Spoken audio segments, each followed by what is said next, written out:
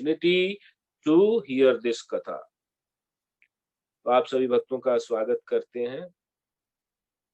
अब आज हम एक बहुत ही इंटरेस्टिंग चैप्टर जो था, जो रुक्मिणी और कृष्ण संवाद था, और किस प्रकार से एक भक्त जो है सारी नेगेटिव चीजों को पॉजिटिव में परिणित कर देता है, पॉजिटिव में बदल देता है, ये हम लोग रुक्मिणी कृष्ण संवाद से हमने शिक्षा ग्रहण की। इस प्रकार रुक्मिणी जी ने जितने भी आर्गुमेंट भगवान कृष्ण ने हाँ, उनके एसोसिएशन के अगेंस्ट में दिए थे, सब के सब आर्गुमेंट्स को रुक्मिणी माता ने पॉजिटिविटी में बदल दिया, भक्ति में बदल दिया, और भगवान को निरुत्तर कर दिया, और भगवान को बाध्य कर दिया कि वो उनसे प्रेम प्रकट करें। तो इस प्रकार होते हैं भक्त। तो आइए हम अब ये बहुत इंपॉर्टेंट चैप्टर हम लोग आज पढ़ने जा रहे हैं कि श्री कृष्ण के परिवार की वंशावली।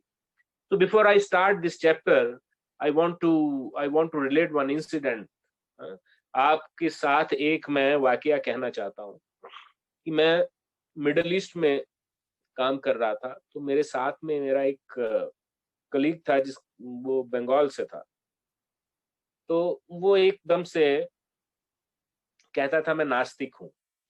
तो उसका एक ब्रदर अमेरिका में गवर्नमेंट में काम करता था, गवर्नमेंट की शायद इंटेलिजेंस एजेंसी में काम करता था, और वो सॉफ्टवेयर डेवलपमेंट में था शायद। सो समहाउ और अदर उसने बोला, सर एक एफबीआई जो यूज करती है एक सॉफ्टवेयर है। वो एफबीआई वो सॉफ्टवेयर कैसे यूज करती है कि वो जैसे मान लीजिए कोई चीज की उनको तहकीकात करनी है, कुछ भी उसके बारे में पता नहीं है, पहला पहला क्लू पता लगा उस आदमी के बारे में, तो वो रिलेशंस ट्रेस करने वाला सॉफ्टवेयर था। तो वो एफबीआई क्या करती है कि वो जैसे उस आदमी की इंफॉर्मेशन फीड कर दी, फिर उनको दूसरा क्लू मिला या उसका मोबाइल फोन मिला, उससे जो क्लू मिले तो उससे वो रिलेशनशिप एस्टेब्लिश हो गया कि ये उसका फ्रेंड है, ये उसका भाई है, ये उसका। वो मोबाइल फोन में से जितने क्लू मिलते थे वो सारी इंफॉर्मेशन उसमें फीड करते जाते थे, तो वो उससे ना उस व्यक्ति के रिलेशंस के बारे में, और दूसरा व्यक्ति मिलता था, फिर उससे तहकीकात करके उसके रिलेशनशिप के बारे में पता चलता था। इस तरह से वो पूरा मतलब इंटरकनेक्टेड लोगों का वेब बनते चला जाता था सॉफ्टवेयर के अंदर में, और वो प्रिंट होता था। तो ऐसे ही उसने महाभारत में जो पूरी वंशावली दी गई है ना, उसको फीड किया। तो उसने, सर ये सही है, एक दूसरे का रिलेशन निकल करके आ रहा है। So he fed all the information in that software. उसने सारी इंफॉर्मेशन उस सॉफ्टवेयर में डाल दी, और वो वंशावली उसमें से निकल के आ गई भगवान कृष्ण की। So he was very excited to tell me, see you tell कि ये सारा जो हिस्ट्री है ये फिक्टिशियस है, लेकिन ये इतिहास है। This is historical background of great India, historical background है। और मैं रिक्वेस्ट करूंगा कि वो सुमन आलू वालिया माता जी है ना, वो she is not able to hear, I think उनका खाली वीडियो शो हो रहा है और उनका माइक शो नहीं हो रहा है। Someone to help, Anandita to help please. तो तो आज पढ़ते हैं हम श्री कृष्ण के परिवार की वंशावली। तो श्री कृष्ण की 16,108 पत्नियां थी। प्रत्येक पत्नी से उन्हें 10-10 पुत्र प्राप्त किए। वे समस्त पुत्र शक्ति, सौंदर्य, बुद्धि, यश, संपत्ति और त्याग के ऐश्वर्यों में अपने पिता के ही समान थे। यथा पिता तथा पुत्र। और श्री कृष्ण की 16,108 पत्नियां राजकुमारियां थी। उनमें से प्रत्येक ने देखा कि श्री कृष्ण सदैव उनके महल में उपस्थित रहते हैं और घर से बाहर कहीं नहीं जाते। तब वे सोचने लगी कि श्री कृष्ण उन पर अत्यंत अनुरक्त तथा भार्या शासित पति है? भार्या शासित पति एक बहुत उत्कृष्ट वर्ड है हिंदी का। अंग्रेजी में बोलते हैं hand packed hand packed husband, जो पत्नी द्वारा शासित होता है। तो आजकल सभी पति पत्नी द्वारा शासित है। कोई भी पति इंडिपेंडेंट नहीं है, वो नाम से पति है लेकिन शासन पत्नी ही करती है। No problem. तो क्या कहते हैं यहाँ पे, श्री अत्यंत अनुरक्त तथा भार्या शासित पति है। उनमें से प्रत्येक पत्नी सोचती थी कि श्री कृष्ण उसके अत्यंत आज्ञाकारी पति हैं, किंतु वास्तव में श्री कृष्ण को उनमें से किसी के प्रति कोई आकर्षण नहीं था। विरोधाभासी शब्द है ये। उनमें से प्रत्येक पत्नी सोचती थी कि श्री कृष्ण उनके अत्यंत आज्ञाकारी पति है, किंतु वास्तव में श्री कृष्ण को उनमें से किसी के प्रति कोई आकर्षण नहीं था। यद्यपि प्रत्येक पत्नी सोचती थी कि वह श्री कृष्ण की एकमात्र पत्नी है और वह उनको अतिशय प्रिय है, किंतु भगवान कृष्ण आत्मा राम है, आत्मपूर्ण है और वह उनमें से किसी से भी प्रेम भाव नहीं रखते थे। तो ये है अचिंत्य भेद अभेद तत्व। उन सबको ये बातचीत लगी, उनको सबको यही लगता था कि वो मतलब कि उनसे उनके साथ हैं, उनकी आज्ञा का पालन कर रहे हैं, लेकिन वास्तव में भगवान आत्मा राम है। उनको उनको प्रसन्नता के लिए किसी दूसरे की आवश्यकता नहीं पड़ती है। इस पर हमने विस्तृत विवेचना की थी पिछले चैप्टर में कि किस प्रकार भगवान आत्मा राम है। उनको वो प्रत्येक कण कण में है, उनको कुछ चीज की जरूरत नहीं पड़ती है एक्चुअली, इसीलिए वो भगवान है। इसीलिए षडैश्वर्यों में से ऐश्वर्यस्य समग्रस्य वीर्यस्य यशसा श्रिया ज्ञान वैराग्य चैव षण्णाम इति भग इति गणा। षण्णाम इति भग इति गणा। षण्णाम तो 6 ऐसे भग यानी ऐश्वर्य बताए गए, और लास्ट में क्या बताया गया है, वैराग्य। तो भगवान परम वैराग्यवान है।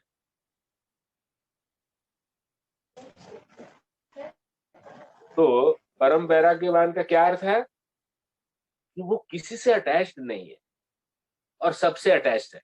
यही है अचिंत्य भेद और अभेद, साइमल्टेनियस वननेस एंड डिफरेंस।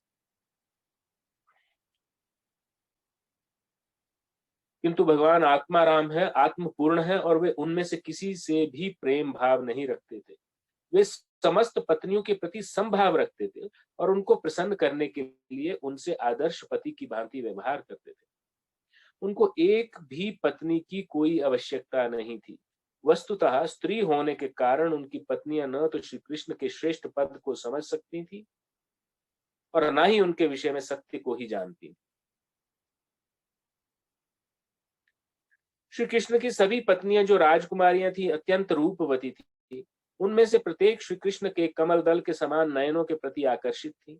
वे उनके सुंदर मुख, विशाल बाहु, चौड़े कान, मुदित कान वाली मुस्कान, विनोदी वार्तालाप और मधुर वचनों के प्रति आकर्षित थी। और श्री कृष्ण को इन विशेषताओं से प्रभावित होकर वे आकर्षक वस्त्र धारण करती थी एवं अपने स्त्री सुलभ शारीरिक आकर्षण से श्री कृष्ण को अपने प्रति आकर्षित करने की चेष्टा करती थी। वे अपने स्त्रियोचित लक्षणों को मुस्कुराकर और भ्रू भंगिमा से प्रदर्शित करती थी और इस प्रकार श्री कृष्ण के काम को जागृत करने के लिए वे माधुर्य प्रेम के तीक्ष्ण बाण चलाती थी। फिर भी वे श्री कृष्ण के मन को अथवा काम क्षुधा को उत्तेजित न कर सकती थी। इसका अर्थ यह है कि वे अपनी अनेक पत्नियों में से किसी के भी साथ श्री कृष्ण ने संतान प्राप्ति के अतिरिक्त कभी भी यौन संबंध नहीं रखा।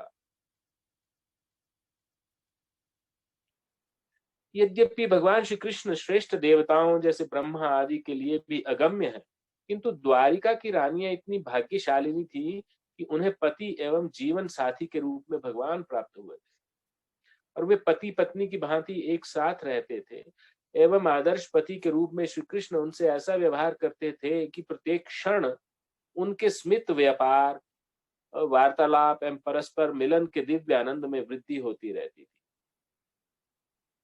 प्रत्येक रानी के पास सैकड़ों हजारों दासियां थी।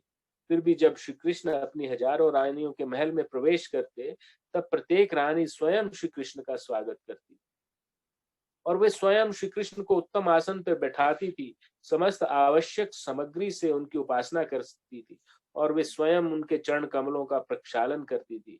वे स्वयं पान सुपारी देती थी, उनके पैरों की थकान दूर करने के लिए उनके पैर दबाती थी, उन्हें विश्राम देने के लिए पंखा डुलाती थी, और उन्हें समस्त प्रकार के चंदनों का लेप अर्पित करती थी। वे स्वयं उन्हें तेल व गंध भी अर्पित करती थी, उन्हें कंठ में पुष्पमाला पहनाती थी, उनका केश विन्यास करती थी, उन्हें शैया पर सुलाती थी तथा स्नान करने में उनकी सहायता करती थी। और इस प्रकार वे सभी प्रकार से श्री कृष्ण की सेवा करती थी, और विशेष रूप से जब श्री भगवान भोजन करते थे तब वे स्वयं भगवान की सेवा करती थी। वे सदैव भगवान की सेवा में संलग्न रहती।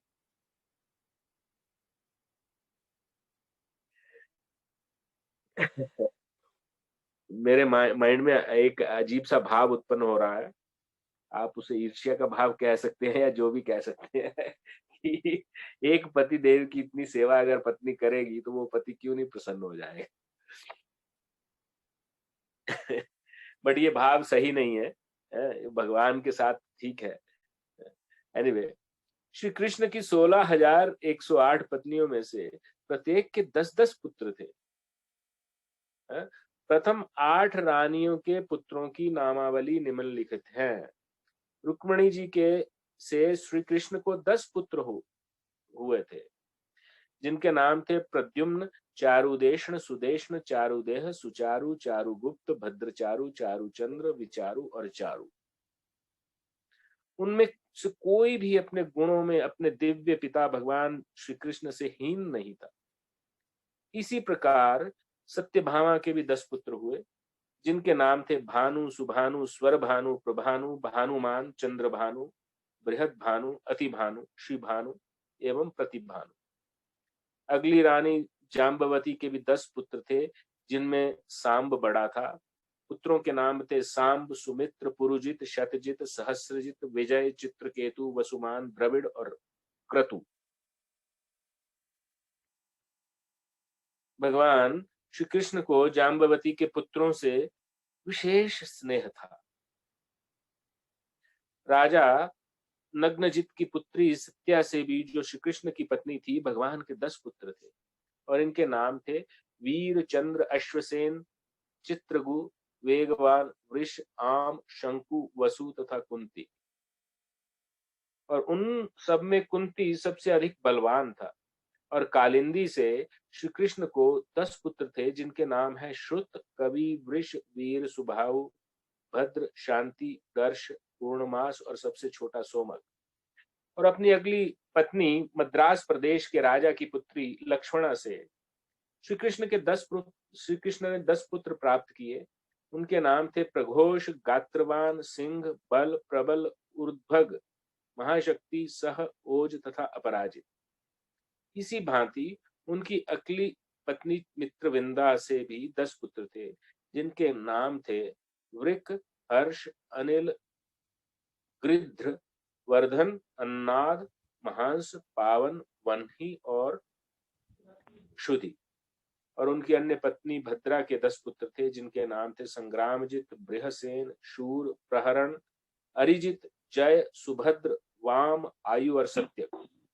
और इन 8 प्रमुख रानियों के अतिरिक्त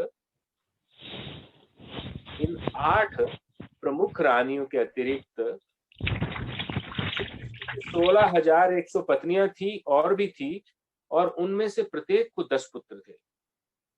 और रुक्मिणी जी के ज्येष्ठ पुत्र प्रद्युम्न का विवाह उनके जन्म के समय ही मायावती से हो गया था, और बाद में पुनः उनका विवाह अपने मामा की पुत्री रुक्यावती से भी हुआ।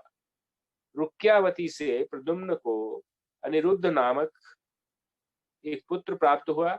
इस प्रकार श्री कृष्ण के परिवार में उनको उनकी पत्नियों, पुत्रों, पौत्रों तथा पपौत्रों को लेकर लगभग 10 अरब सदस्य थे। नाउ इमेजिन, प्रभु जी 100 कोटि 10 अरब मतलब 100 कोटि नहीं 100 कोटि 1 अरब हुआ। अच्छा, तो प्राय 10 कितना होगा? 10 करोड़, 1000 करोड़। अच्छा 1000 करोड़, माय गॉड। बहुत बड़ा फैमिली। हाँ, तो अब ये चीज अभी बोलते हैं ना, अभी पॉपुलेशन ज्यादा है और ऐसा है वैसा है, तो उस समय कैसे मतलब वो। और महाभारत में आप तो वंशावली पूरे इतिहास की देखेंगे तो बहुत सारे चैप्टर वंशावली पे ही दिए गए। मतलब सूर्यवंश, चंद्रवंश और ऐसे अनेकानेक चैप्टर्स उसमें दिए गए। कभी मौका मिले तो पढ़ना चाहिए।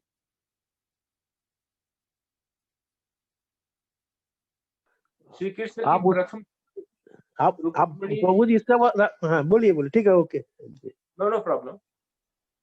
नहीं, आप इसके बाद महाभारत हम लोग को पढ़ाइएगा, सुनाइएगा।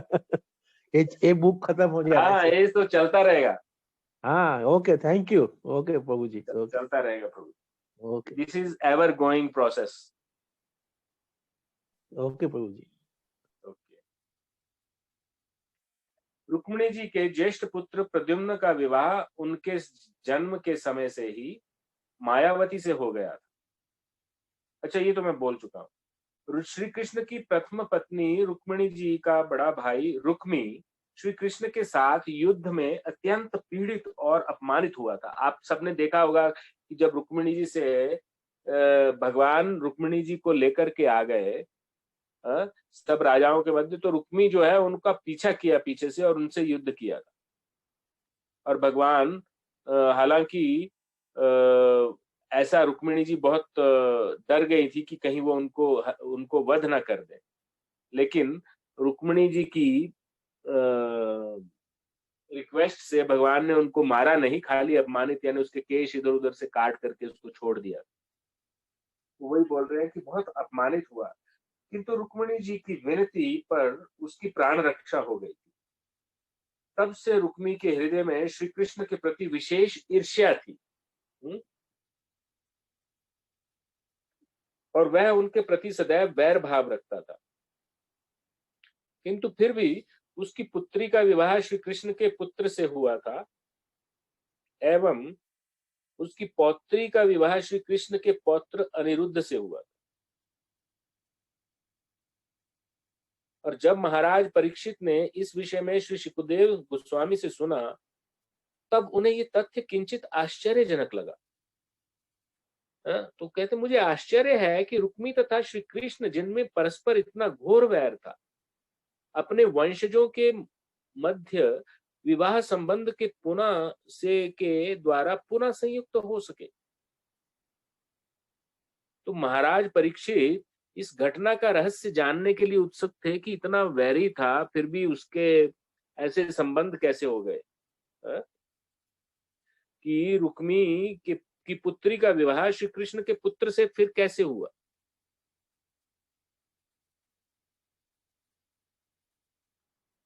तो उन्होंने श्री शुकदेव गोस्वामी से आगे प्रश्न किया, और श्री शुकदेव गोस्वामी एक व्यवहारिक योगी थे, अतएव उनकी अंतर्दृष्टि की शक्ति से कुछ भी छुपा नहीं था।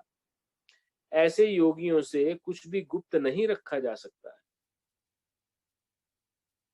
जब महाराज परीक्षित ने शुकदेव गोस्वामी से प्रश्न किया, तब उन्होंने निम्न प्रकार से उत्तर दिया। तो देखिए सुखदेव गोस्वामी क्या कहते हैं, सुनते हैं हम लोग।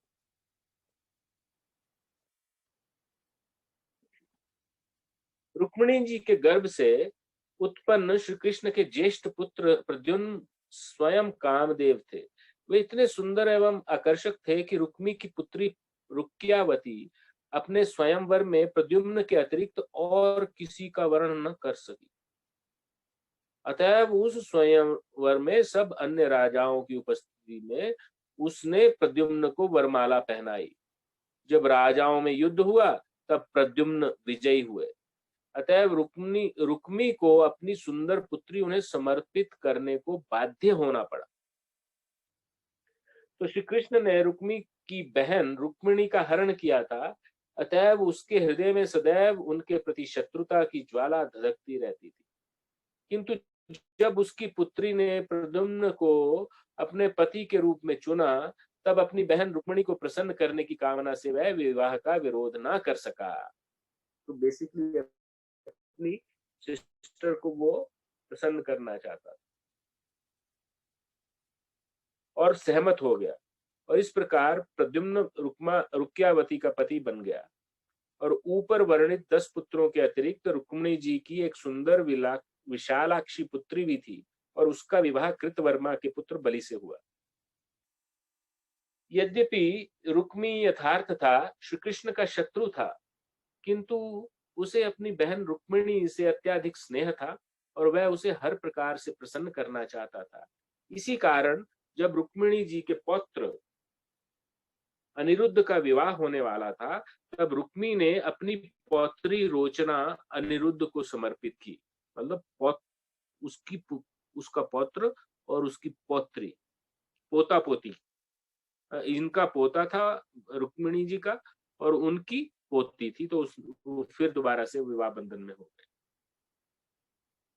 निकटतम संबंधियों के मध्य इस प्रकार के विवाह का वैदिक सभ्यता के में अनुमोदन नहीं किया जाता, किंतु रुक्मिणी जी को प्रसन्न करने के लिए रुक्मी ने अपनी पुत्री व पौत्री श्री कृष्ण के पुत्र व पौत्र को अर्पित की। और इस प्रकार जब अनिरुद्ध एवं रोचना के विवाह की बात पूर्ण हो गई, तब अनिरुद्ध के साथ एक बड़ी बारात ने द्वारका से प्रस्थान किया। वे तब तक यात्रा करते रहे जब तक वे भोजकट नहीं पहुंच गए, और रुक्मी ने श्री कृष्ण द्वारा अपनी बहन के हरण के पश्चात भोजकट नगर बसाया था। तो इस बारात का नेतृत्व वर के पितामह भगवान श्री कृष्ण कर रहे थे, और उनके साथ भगवान श्री बलराम तथा श्री कृष्ण की पटरानी रुक्मिणी जी, श्री कृष्ण के पुत्र प्रद्युम्न, जाम्बवती के पुत्र सांब और अनेक अन्य संबंधी तथा परिवार के सदस्य थे। वे सभी भोजकट नगर पहुंचे और विवाह संस्कार शांतिपूर्वक संपन्न हो गया। और कलिंग का राजा रुक्मी का मित्र था, और उसने रुक्मी को बलराम जी के साथ द्यूत खेलने तथा द्यूत में उन्हें पराजित करने की कुमंत्रणा दी। और क्षत्रिय राजाओं में के मध्य चौपड़ में शर्त लगाना अथवा जुआ खेलना कोई असामान्य बात नहीं थी। यदि कोई अपने मित्र को चौपड़ खेलने की चुनौती देता था, तब मित्र उस चुनौती को अस्वीकार नहीं कर सकता था। एक क्षत्रियों का स्वभाव है एक्चुअली, इसलिए ऐसा था। और इसी प्रकार से जब दुर्योधन ने धृतराष्ट्र के थ्रू युधिष्ठिर महाराज को इनवाइट किया द्यूत क्रीड़ा के लिए, तो एज ए तब तक युधिष्ठिर महाराज एक कौन सा प्रदेश था, इंद्रप्रस्थ और खांडव प्रस्थ में जब उन्होंने वो बसाया था, तब वहां पे उन्होंने बहुत अच्छा राज्य उन्होंने बना लिया था, और उसके महाराज फिर वो सम्राट बन गए जब उन्होंने अश्वमेध वगैरह किया। तो उसके पश्चात ईर्ष्यावश दुर्योधन ने द्यूत खेलने के लिए बुलाया था, तो युधिष्ठिर महाराज उसको मना नहीं कर सके, मतलब कर नहीं सकते थे। क्षत्रियों का ये होता है कि कोई चौपड़ के लिए उनको इनवाइट करे तो उसको मना नहीं कर सकते थे। तो श्री बलराम जी चौपड़ के कुशल खिलाड़ी नहीं थे, और कलिंग के राजा को यह तथ्य ज्ञात था।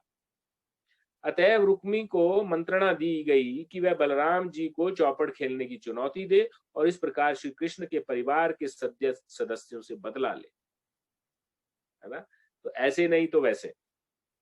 यद्यपि बलराम जी चौपड़ के कुशल खिलाड़ी नहीं थे, तथापि खेल कूद की गतिविधियों के प्रति उनमें अत्यधिक उत्साह था। तो उन्होंने क्या किया, रुक्मी की चुनौती को स्वीकार कर लिया और वे खेलने बैठ गए। स्वर्ण मुद्राओं की शर्त लग रही थी, और सर्वप्रथम बलराम जी ने 100 स्वर्ण मुद्राएं दांव पर लगाई, तत्पश्चात 1000 मुद्राएं और तदनंतर 10,000 मुद्राएं दांव पर लगाई, और प्रत्येक बार बलराम जी हारे और रुक्मी जीता।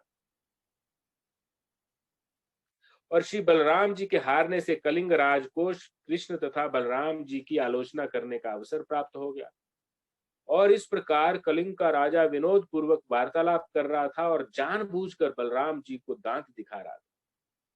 तो खेल में हारने के कारण बलराम जी को उसके व्यंग्यपूर्ण विनोदी वचन किंचित असह्य हो गए।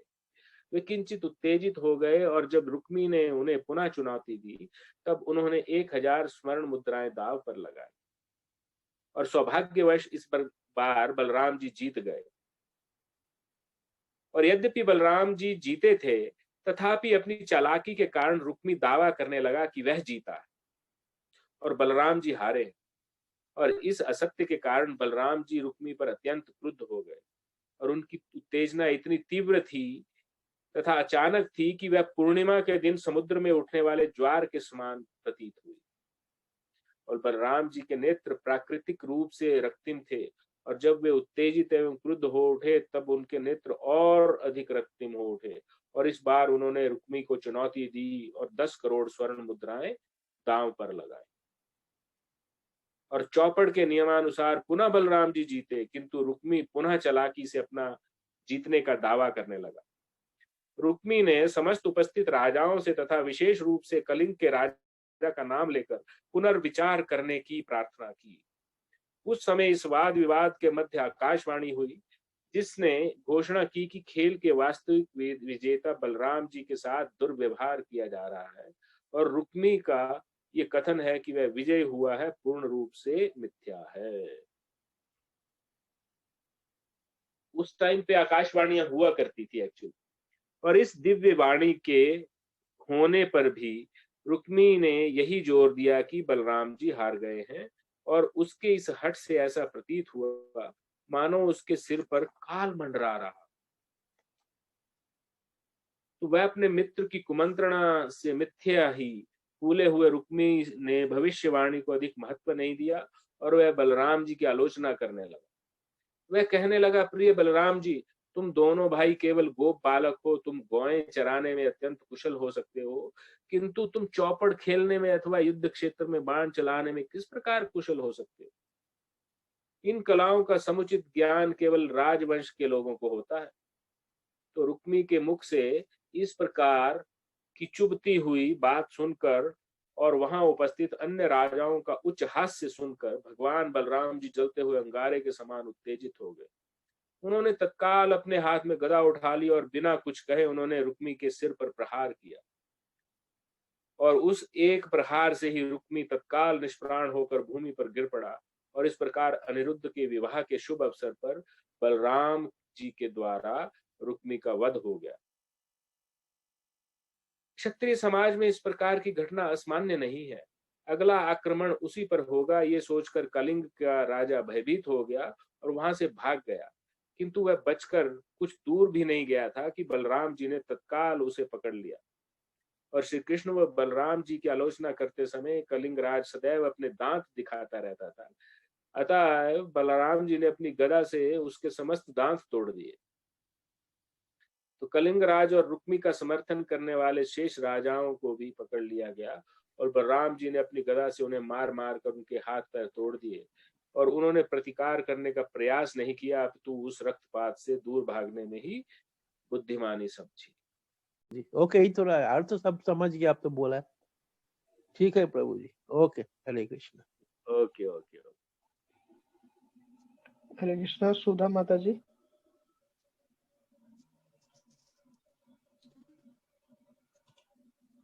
There are two Sudha. One is Sudha Upadhyay Mataji, another is Sudha Mehta Mataji. You come first, Mataji. Hari bol.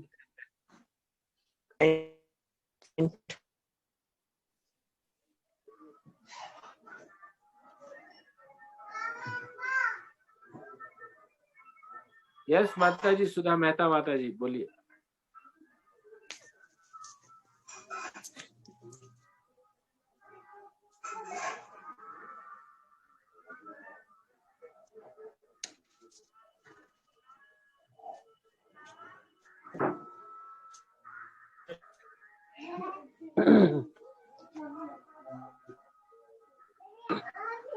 Sudha Mehta Mataji, kindly speak. No comment. Yes, Mataji, बोलिए।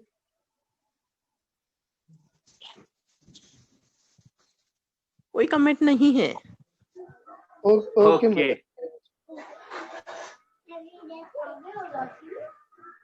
Okay, next Sudha Upadhyay Mataji, please unmute yourself. She is a new devotee, Prabhuji. She may not speak. Okay, Prabhuji. So I request Savitri Mataji. हरे कृष्णा प्रभु जी, दंडवत हरे प्रणाम। Dhanwad Pranam Mataji. प्रभु जी, कृष्ण जी को 1108 पत्नियां थी और 16,000 सब लोग 16,000 अरे हाँ 16,108 पत्नियां थी और सब लोग को अलग अलग अपना रहते थे सबके साथ, लेकिन सब लोग सोचते थे कि केवल मेरे ही साथ भगवान रहते हैं। और उन्होंने जब रुक्मिणी जी का हरण किया था तो सब रानियों से 10-10 पुत्र पैदा हुए थे, सब रानियों से। और जब उन्होंने उनका रुक्मिणी जी का हरण किया था तो उसका भाई रुक्मिणी जी का रुक्मी उनका बहुत शत्रु बन गया था और हर युद्ध में उसको कृष्ण जी मारने वाले थे तो रुक्मिणी की वजह से छोड़ दिए उसको, प्राण उसको दान दे दिए। और उसके बाद कृष्ण जी के जो पुत्र प्रद्युम्न थे उनका विवाह स्वयंवर में रुक्मी के लड़की से हुआ।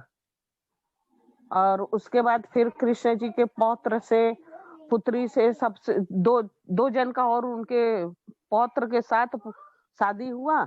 और उसके बाद भी जब ये देखा कि हम हार नहीं रहे हैं तो रुक्मी का जो दोस्त था वो बलराम जी को चौपड़ खेलने के लिए ऑफर किया, जानता था बलराम जी जीत नहीं पाएंगे, लेकिन जब बलराम जी 2 बार जीत गए तो वो बोला कि नहीं गलत है, हम ही जीते हैं। तब जब आकाशवाणी हुई फिर भी वो नहीं माने तो बलराम जी अपने गदा से उनका हरण कर लिए, अरे उनका वध कर दिए। लेकिन कृष्ण जी कुछ नहीं बोले क्योंकि वो रुक्मिणी को और बलराम जी को दुखी नहीं देखना चाहते थे। और उसके बाद वो अपना सब लोग द्वारिका के लिए चले गए। हरे कृष्णा प्रभु जी, दंडवत प्रणाम। Very nice, Mataji. Very simply you narrated the story. Thank you so much. Hare Krishna. Salini Mataji. Salini Jaiswal Mataji. Hare Krishna. हरे कृष्ण प्रभु जी। जी प्रभु माताजी, जी दंडवत प्रणाम। हम सुने हैं प्रभु जी, कोई कमेंट नहीं है प्रभु जी। Okay. So I request Syama Mataji. Hare Krishna. हरे कृष्णा। श्यामा माता जी। जी दंडवत प्रणाम। आज जा रही है? जी जी बिल्कुल माता जी, दंडवत प्रणाम। हाँ प्रभु जी, ऐसे तो कोई कमेंट्स नहीं था क्योंकि माता जी ने सभी कुछ बता दिया। आज भगवान के जो वंश के बारे में बताया गया है और जैसा कि हम लोगों ने अभी सुना कि भगवान की 16,108 पत्नियां थी और उनसे जो रुक्मिणी और बाकी जितनी उनकी पत्नियां थी उनसे 10-10 पुत्र भी हुए, जिसमें कि रुक्मिणी है और जामवंती है और सत्यभामा है, ऐसे ऐसे करके भी प्रभु जी ने बताया कि उनके 10-10 पुत्र हुए हैं। तो इस तरह कथा में सभी ने सब कुछ श्रवण किया है प्रभु जी। तो आगे नो कमेंट्स प्रभु जी। अभी मैं प्रश्न पूछता हूँ सबसे, what were the learning points? इस कथा से लर्निंग पॉइंट क्या थे? प्रभु जी इससे हमें तो शिक्षा यही मिलती है कि जैसा कि ये मतलब शत्रु रहते हैं फिर भी भगवान उन्हें क्षमा कर देते हैं। इसलिए हमें एक सीख तो ये बहुत अच्छी मिलती है कि हमें शत्रुता वाली भावना नहीं रखनी चाहिए और हम वहीं पे मतलब वो है कि हमें क्षमा कर देना चाहिए। लेकिन वो तो रुक्मी का तो वध हुआ, क्षमा कहाँ हुआ?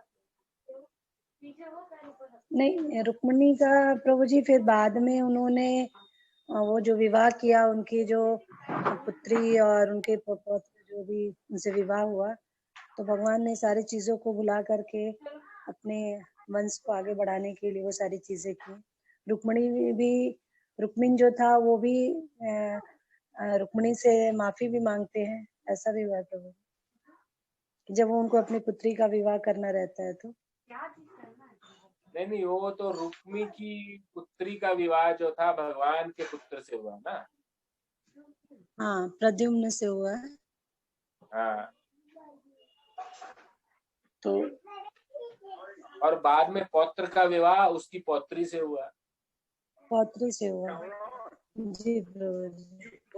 तो भगवान अगर चाहते तो प्रभु जी, क्योंकि वो शत्रु थे तो वहाँ संबंध नहीं जोड़ते लेकिन फिर भी उन्होंने जोड़ा। हाँ ठीक है। हरे कृष्ण और प्रभु जी। क्या लर्निंग पॉइंट्स थे सर? हरे शुरू कृष्णा। में एक और लर्निंग पॉइंट बड़ा इम्पोर्टेंट। हरे कृष्णा। हरे कृष्णा। रिश्ता बनाए रखने के लिए चुप रहना अच्छा रहता है। हाँ जी माता जी, वेरी नाइस। ये तो इस कथा से हो गया, लास्ट में था। लेकिन इसमें रुक्मी अपनी बहन को प्रसन्न करना चाहता था, तो इसलिए उसने वो विवाह करने के लिए सहमत हो गया।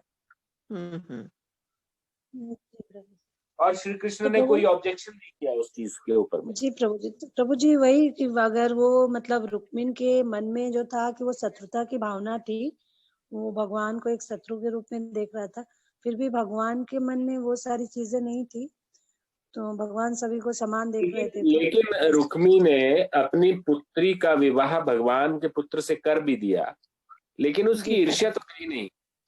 ईर्ष्या नहीं गई प्रभु जी। ईर्ष्या तो उसने रखी। तो इसमें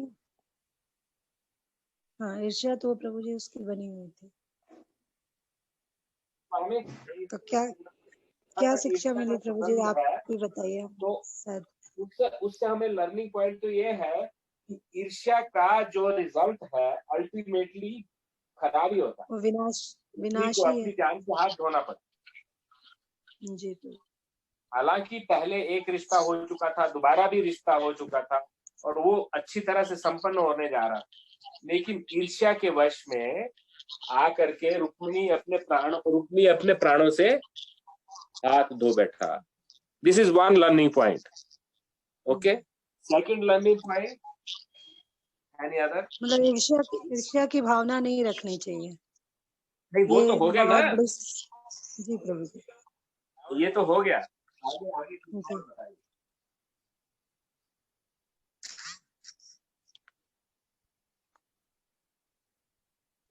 हरे कृष्ण प्रभु जी। प्रभु जी और बताइए सेकंड। रुक्मी अपने बहन का रिश्ता शिशुपाल से करना चाहते थे ना? हाँ जी, बिल्कुल। हाँ राइट। और बहन का रिश्ता कृष्ण से हो गया, इसलिए उन्होंने विरोध किया था। हरे कृष्ण। हाँ, एक तो लर्निंग पॉइंट था कि इसमें बताया गया है कि पति पत्नी का संबंध कैसा होना चाहिए।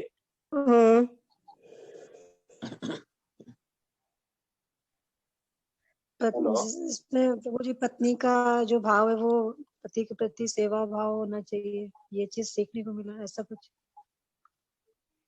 हाँ, तो ये लर्निंग पॉइंट नहीं है। जी जी। नहीं, मैं मतलब पति पत्नी में सुपीरियरिटी की नहीं, मैं ये दोनों के प्रति बात कर रहा हूँ कि पति का किस प्रकार से होना चाहिए, उसको पारिवारिक संबंध में कैसे रहना चाहिए, जैसे भगवान आचरण करते हैं वैसे करना चाहिए। और पत्नी को भी वो बहुत विस्तार से उन्होंने बताया। तो इस तरह से परस्पर संबंध होता है, क्योंकि आजकल इवन पति पत्नी का ही संबंध अच्छा नहीं रहा, क्योंकि दोनों अपनी पोजीशन के हिसाब से व्यवहार ही नहीं करते। इस चीज को प्रभु जी इसमें ज्यादा डिटेल में बताया गया है, तो ये भी हमारे लिए बहुत ही शिक्षापूर्ण बात है कि एक पत्नी को जो है वो सेवा भाव में होना चाहिए, और पति को भी केयर करनी चाहिए। दोनों तरह से। भगवान किस तरह से लिखा है कि भार्या शासित पति।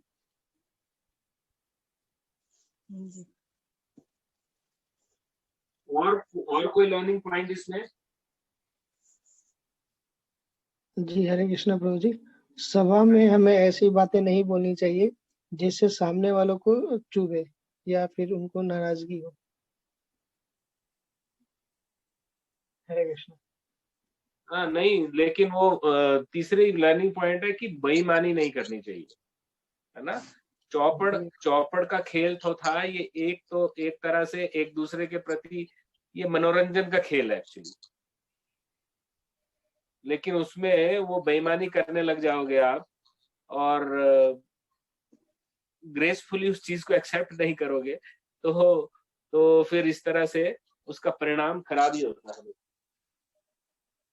जी प्रभु जी। प्रभु जी, इसी से तो देखने में आता है कि इससे महाभारत युद्ध भी हो गया, ये चौपड़ की वजह से। चौपड़ की जो वजह से नहीं, उसमें जो द्रौपदी का छल अपमान हो किया जाता जाता है, छल की वजह से। छल की वजह से हुआ। महाभारत का युद्ध के रीजंस तो बहुत सारे हैं, द्रौपदी ही थी मेन रीजन उसमें। जी प्रभु जी। नहीं, धर्म और अधर्म के बीच की बात थी। मेन रीजन तो था कि उसमें अधर्म के ऊपर में धर्म की स्थापना करनी थी भगवान। पांडवस एंड कौरवास। हाँ प्रभु जी, इसमें जैसा कि एक चीज और भी है कि हमें जैसा लगा कि जुआ जैसे बोलते हैं कि ये हमेशा ही बर्बादी की ओर ले जाता है, तो हालांकि इसमें एक चीज ये भी लिखा था कि क्षत्रियों के लिए चौपड़ वो खेल सकते हैं, तो एक नहीं, हमें तो ये खेल भी शिक्षा सकते नहीं, मिल ये रही नहीं है। बोला गया था, ये उस टाइम पे एक सामान्य बात थी। लेकिन ये भी एक विनाश का कारण है, क्योंकि हम लोगों ने देखा है कि जहाँ जहाँ ये वो तो चीजें हुई, शकुनी की चाल थी, उसने दुर्योधन को बोला था चौपड़ खेलने के लिए और इस तरीके से उसको हराने का। इससे भी हमें बचना चाहिए। ये भी एक बहुत बड़ी शिक्षा मिल रही है कि ये जुआ है, तो इससे भी वो करना चाहिए। और कुछ